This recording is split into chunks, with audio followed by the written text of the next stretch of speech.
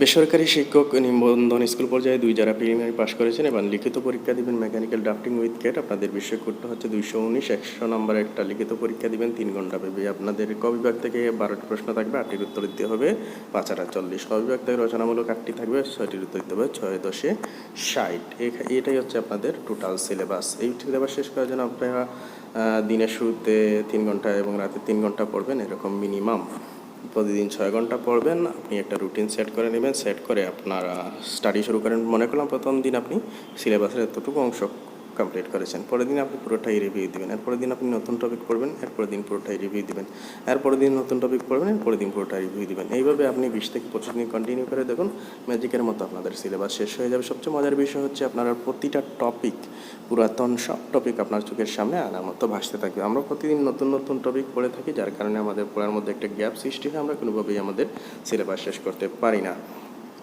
যাদের কাছে বই নেই, আপনারা আমাদের সাথে যোগাযোগ করলেই 100 টাকা বিকাশ করলে আমরা বই দিয়ে দিব। তো এই ছিল ভিডিওটি, সবাই ভালো থাকবেন, সুস্থ থাকবেন।